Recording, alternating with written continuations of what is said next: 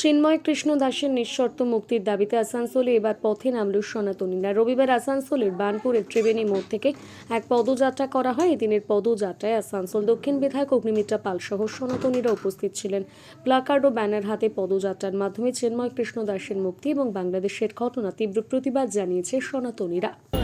আজকে আমাদের সমস্ত ইস্কন বলুন, আমাদের আরএসএস বলুন, সমস্ত আমাদের যে বিভিন্ন হিন্দু সংগঠনরা রয়েছে তারা আমরা একত্রিত হয়ে আজকে আমরা হিন্দুত্বের ফ্ল্যাগ নিয়ে, ঝান্ডা নিয়ে আজকে আমরা এক প্রতিবাদ মিছিল করছি। আমাদের হিন্দু ভাই বোনেরা যাদেরকে খুন করা হচ্ছে, যে বোনেদের, যে দিদিদের, আমাদের হিন্দু বোনেদের যাদেরকে ধর্ষণ করা হচ্ছে, হিন্দু ব্যবসায়ীদের দোকানপাট জ্বালিয়ে দেওয়া হচ্ছে, এবং মোহাম্মদ ইউনূসের সরকার আজকে দাঁড়িয়ে দাঁড়িয়ে যেটা দেখছেন, আজকে আমাদের ইস্কনের চিন্ময় কৃষ্ণ মহাপ্রভুকে যেভাবে অ্যারেস্ট করে রাখা হয়েছে এবং তারপরেও গতকাল দুজন তার শিষ্য যারা প্রসাদ দিতে গেছিলেন জেলে, তাদেরকেও অ্যারেস্ট করা হয়েছে। এই অন্যায় আমরা সহ্য করব না। মোহাম্মদ ইউনূস, আপনি শান্তির নোবেল প্রাইজ পেয়েছিলেন, আপনি ফেরত দিয়ে দিন। আপনার যদি সামান্য লজ্জা থাকে মোহাম্মদ ইউনূস, আপনি শান্তির নোবেল পুরস্কার ফেরত দিয়ে দিন। আপনার কোনো নৈতিক অধিকার নেই এই নোবেল পুরস্কার রাখার, কারণ আপনার নেতৃত্বে আপনি একজন ব্যর্থ নেতা। আপনি একজন অত্যন্ত ভালো ইকোনমিস্ট হতে পারেন, কিন্তু নেতা হিসেবে আপনি ব্যর্থ। যেখানে আপনার দেশের মাইনরিটিদের, আপনার দেশের হিন্দুদের, বৌদ্ধদের আপনি সিকিউরিটি দিতে পারেন না, সম্মান দিতে পারেন না, সুরক্ষা দিতে পারেন না। আমি জানি না, আপনার কোনো অধিকার নেই ওই নোবেল পুরস্কার পাওয়ার। এবং তার উপরে আপনার শ্বশুর বাড়ি হচ্ছে আমাদের বর্ধমানে। আজকে আপনার মৌলবাদী যারা ওখানকার যারা রয়েছে, জিহাদিরা যারা এই করছে এই অন্যায়, আপনি তাদের সাথে গলা মেলাচ্ছেন। আপনার চুপ থাকা মানে আপনি সমর্থন জানাচ্ছেন কি হিসেবে? আজকে ভারতবর্ষ তো আপনার দেশ, আপনার শ্বশুর বাড়ি। ভারতবর্ষ থেকে ডিম থেকে, আদা থেকে, পেঁয়াজ থেকে, কয়লা থেকে, পেট্রোলিয়াম থেকে কি না জিনিস যায়। এবং এই অশান্তি শুরু হবার পরেও আমাদের নেতৃত্ব, আমাদের অভিভাবক, আমাদের প্রধানমন্ত্রী নরেন্দ্র মোদী 2 কোটি ডিম বাংলাদেশের মানুষের জন্য পাঠিয়েছেন। এই অশান্তির পরেও কিছু তো শিখুন। কিন্তু প্রতিবাদ চলবে। যদি ভেবে থাকেন যে হিন্দুরা চুপচাপ বসে থাকবে, হিন্দুরা খুব নরম ধর্ম, যে যার অত্যাচার করবে, পা দুমড়ে চলে যাবে হিন্দুদের ওপরে, আর আমরা চুপ করে সহ্য করব, মহাদেবের মতো নীলকণ্ঠ হয়ে বিষ পান করব, আর নয়।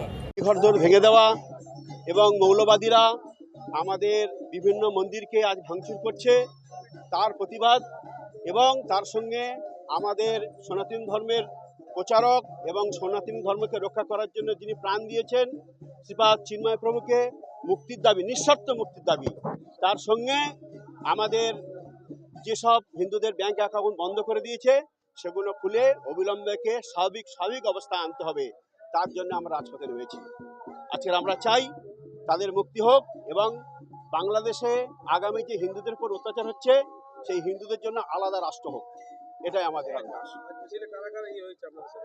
আমরা পাবলিক, আমরা সনাতনী যারা এসেছি সবাই হিন্দু সনাতনী, তাই আমাদের হিন্দু সনাতনীর ভাইদের যে রক্ষার্থে আমরা আজ রাজপথে নেমেছি।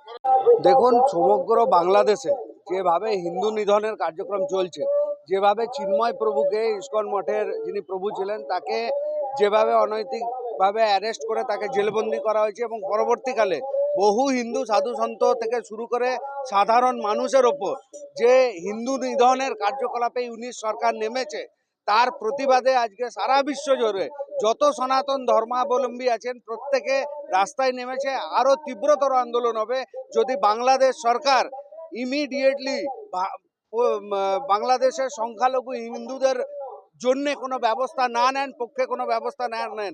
যদি তারা ইউনূস সরকার আজকে যদি কোনো ব্যবস্থা নিতে অক্ষম থাকেন, তাহলে আগামী দিন ভারত সরকারের কাছেও আমরা আবেদন করব যে ভারতের যত ব্যবসায়িক সম্পর্ক আছে যত চেকপোস্ট আছে সেগুলো ইমিডিয়েটলি বন্ধ করে সব রকম ব্যবসা সম্পর্ক বন্ধ করা হোক, এবং যেভাবে পাকিস্তান থেকে বাংলাদেশকে এনে একটা নতুন রাষ্ট্রের নির্মাণ করা হয়েছিল, যাতে সেখানকার মানুষ সঠিকভাবে পাকিস্তানের অত্যাচার থেকে বাঁচতে পারে, আজকে প্রয়োজন হলে পরে বাংলাদেশকে দ্বিখণ্ডিত করে নতুন হিন্দুদের বাঁচার জন্য, বাংলাদেশি হিন্দুদের রক্ষার্থে, সনাতনীদের রক্ষার্থে নতুন দেশ গড়ার আহ্বান আমরা সনাতনীরা দিচ্ছি। দরকার পড়লে পরে বিশ্বের সমগ্র সনাতনী মিলে পুরো বাংলাদেশকে বয়কট ঘোষণা করাবে, বাংলাদেশের সমস্ত কার্যকলাপের সাথে যে সম্পর্ক আছে সেটা আমরা ছিন্ন করব। আর এই হিন্দু নিধন যদি বন্ধ না হয়েছে বাংলাদেশ, আগামী দিন বাংলাদেশও তৈরি থাকুক, নতুন তাদের জন্য একটা দিন, নতুন সূর্যোদয় তাদের জন্য অপেক্ষা করছে।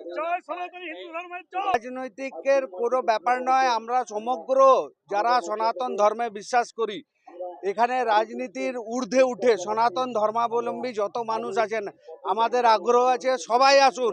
কারণ কি, বাংলাদেশে যেভাবে হিন্দু উৎপীড়ন, হিন্দু নিধন শুরু হয়েছে, পশ্চিমবাংলাও তার লাগোয়া প্রান্ত। খুব দেরি নয় যে উন্মাদী জিহাদিরা ওখানে অত্যাচার চালাচ্ছে, এখানেও বাদ যাবে। সুতরাং আমরা যদি একত্রিত না হয়ে লড়াই দিয়েছি, তাহলে বাংলাদেশের মতো পরিণতি আমাদের হবে। তাই কোনো রকম জাত, কোনো রকম ভাষা, কোনো রকম সিম্বল বাদ দিয়ে পেছনে রেখে সনাতন ধর্মকে সামনে রেখে, আমাদের ধর্মকে সামনে রেখে আমরা আন্দোলন চালাচ্ছি। বিশ্বের যে কোনো কোণে হিন্দুদের ওপর যদি কোনো অত্যাচার হয়, তাহলে আমরা সমগ্র হিন্দু ভাই বোনেরা আমরা ঝাঁপ দেব, এবং যেভাবে আন্দোলন গড়ে উঠছে আরো বৃহত্তর আন্দোলনের পথে নামব।